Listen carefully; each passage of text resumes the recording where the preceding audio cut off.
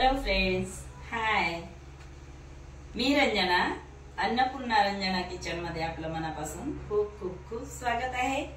आज रेसिपी बनवणार आहे मी आलू बोंडे रश्श्याचे बनवणार आहे. चला बघा कसा मस्त नाश्ता आहे.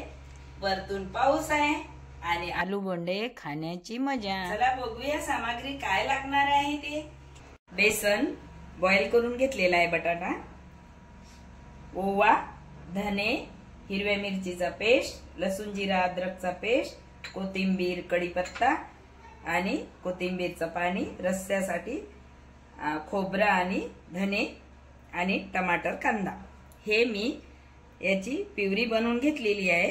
टमाटर आणि कांदा याची प्युरी बनवलेली आहे. हे कोथिंबीर आणि थोडा पुदिना घालून याची प्युरी बनवलेली आहे. हिंग आणि सोडा, बस एवढीच सामग्री. एवढ्याच सामग्रीमध्ये आलू बोंडा रस्स्याचा नाश्ता. चला आता सुरुवात करूया. आपण हे बटाटा बॉईल करून घेतलेला आहे. याला पूर्णपणे आपण हे सोलून घ्यायचा. सोलून घेतलेला आहे. याचप्रमाणे आपण सर्व बटाटे सोलून घ्यायचे. बघा, याप्रमाणे आपण पूर्ण बटाटा सोलून घ्यायचा. मॅश करून घ्यायचं. शिलून झालेला आहे, त्याचा छिलका काढलेला आहे. आपण मस्त असं मॅशरने मॅश करून घ्यायचं. कढाई गरम झालेली आहे, त्यामध्ये मी तेल घातलेलं आहे. तेलाला आता गरम होऊ द्यायचं. थोडा जिरा घातलेला आहे. जिरा कसा मस्त तडतडीत फुटत आहे बघा. थोडी मोहरी घातलेली आहे.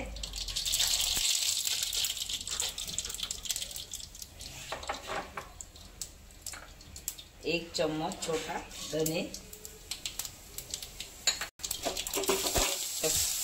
लसूण जिरा अद्रकचा पेस्ट घातलेला आहे.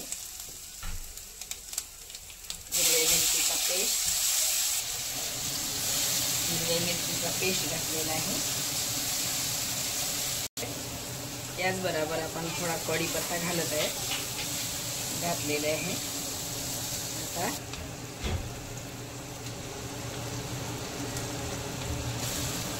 मॅश केलेला बटाटा आपण ते घालत आहे.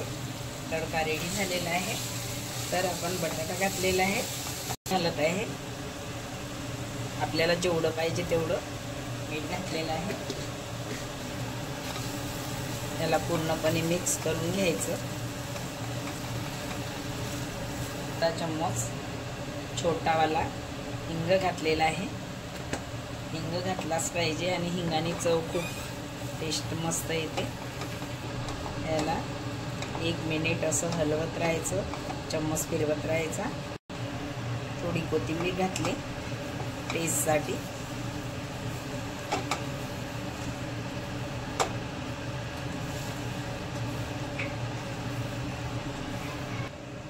थोडा कलरसाठी हळद घातलेली आहे, तर नाही घातली तरी चालेल, पण मी घातली.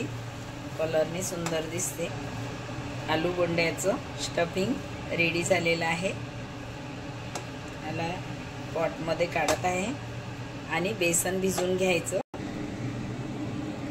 स्टफिंग रेडी झालेलं आहे. आता याला थोडं थंड करायला ठेवूया. तोपर्यंत आपण बेसन भिजवून घ्यायचं. 2 बाउल्स, या बाउलनी 2 बाउल बेसन घेतलेलं आहे. आता आपण यामध्ये थोडा ओवा घालत आहे. ओव्याने खूप टेस्ट येते. आणि 1 चम्मच लसूण जिरा अद्रकचा पेस्ट साठी हळद,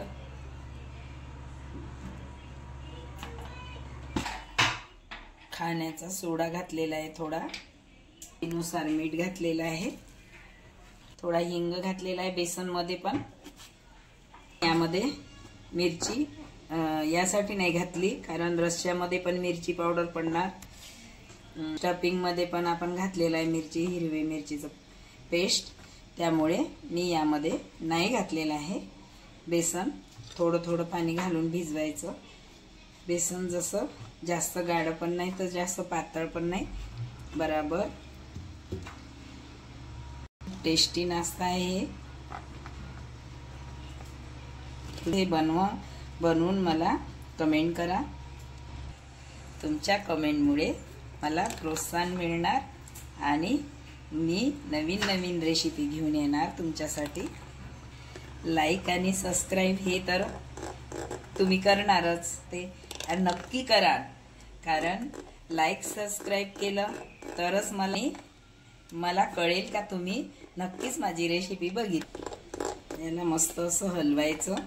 ज्यावेळेस जोपर्यंत आपण असं हलवत नाही तोपर्यंत ते बेसनचं बॅटर चांगलं स्मूथ आणि मस्त बनत नाही। त्यामुळे आपण याला चम्मचनी मस्त असं फेटून घ्यायचं, का डायरेक्शननी फेटायचं एकसारखं। चम्मचला उलटा आणि पालटा असं नाही करायचं, कधी पण असं करायचं। जेवण बनवताना आपण कधी बी सरळ जेवण बनवायचं। जेवण करणाऱ्याला असं म्हणजे ते जेवण खूप रुचकर लागलं पाहिजे, त्याकरता जेवण बनवताना पण लक्ष द्यावं लागते का कशा डायरेक्शनमध्ये जेवण बनवायचं। तर आपण आता हे बेसन भिजवलं किंवा आपण इडली करतो त्याचं बॅटर, तर सरळच हाताने फेटायचं। आता बॅटरला आपण रेस्ट करायला ठेवायचं, कव्हर करून ठेवते आहे। तोपर्यंत आपण तेल गरम करून घ्यायचं। यामध्ये तेल घातलेलं आहे, तर तेल गरम होईपर्यंत थोडं थांबूया। तेल गरम झालेलं आहे। आता आपण बेसनच्या इकडे वळूया। बेसन रेस्ट करायला ठेवलं होतं ते आता आपण काढूया वडे। हे पण आता स्टफिंग घ्यायचं। हे बघा एवढं स्टफिंग घेतलेलं आहे मी, एवढं छोटे छोटेच करायचे, जास्त मोठे नाही। हे यामध्ये डुबवले तर त्याला मस्त असं करून घेतलेले आहे। हातानेच काढून घ्यायचे, म्हणजे हाताने खूप छान आणि मस्त येणार।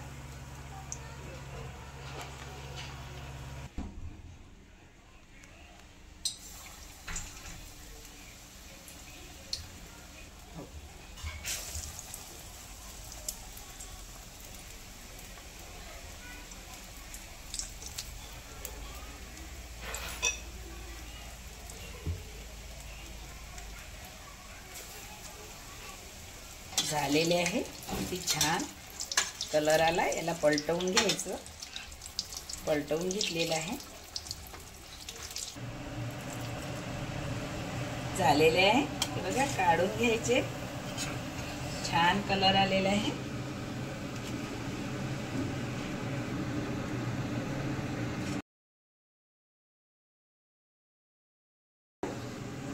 रस्सा बनवायला वळूया।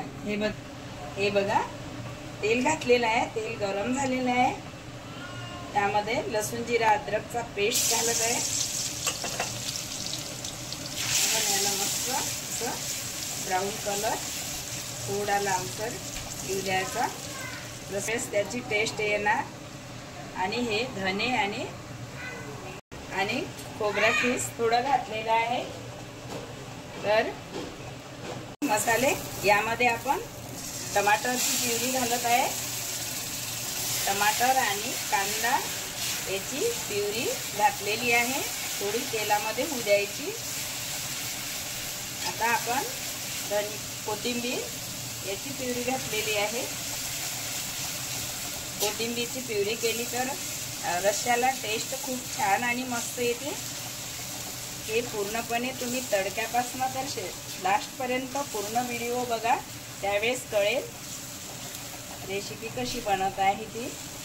याचा मी रस्सा बनवत आहे। बघा छान कलर आला आहे, ग्रीन ग्रीन।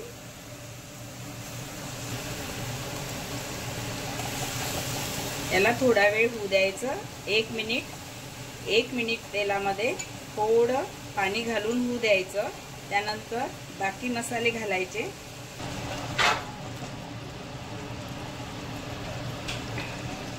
बघा तेल वरती आलेलं आहे, मसाले झालेले। काश्मीरी मिरची पावडर 1 चम्मच घातलेला आहे। एक साधं मिरची पावडर घातलेला आहे आपण, कारण काश्मीरी मिरचीने कलर खूप छान लाल सुरेख कलर येते, त्यामुळे ते घातलेलं आहे। तिखटसाठी आपलं साधं मिरची पावडर घातलेलं आहे। एक छोटा चम्मच मसाल्यातला लाल मिरची पावडर घातलं, एक छोटा चम्मच काश्मीरी मिरची पावडर घातलं, कारण जास्त तिखट पण नको आहे। पाणी घालत आहे, जेवढा रस्सा पाहिजे आपल्याला त्यानुसार पाणी घालायचं। मी एक मोठा कप पाणी घातलेला आहे, म्हणजेच एक ग्लास एवढा कप आहे, त्या कपाने एक कप मोठा पाणी घातलेला आहे।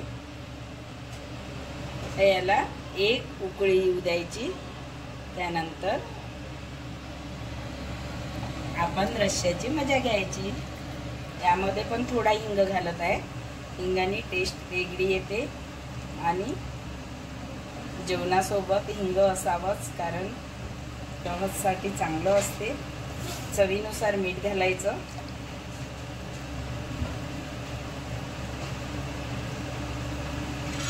एक उकळी येऊ देणार, त्याला एक उकळी येईपर्यंत गॅसवरती ठेवायचं।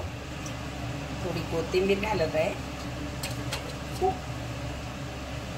रस्सा आपला रेडी झालेला आहे, आता बाउल्स मध्ये काढून घ्यायचा।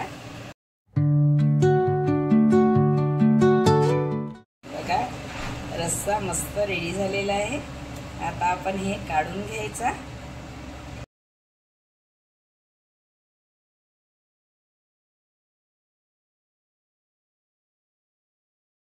स्वादिष्ट गरमागरम नाश्ता म्हणजेच आलू बोंडे रेडी झालेले आहे। चला खाऊया आता गरमागरम। कसं टेस्ट आहे, खूप छान, वाव मस्त आहे, काय टेस्टी बनलेले आहे। अशाच नवीन नवीन रेसिपीसाठी माझ्या चॅनलला सबस्क्राइब करा, शेअर करा, लाईक करा आणि बेल आयकॉन दाबायला विसरू नका। जरूर कमेंट करा। धन्यवाद, थँक्यू।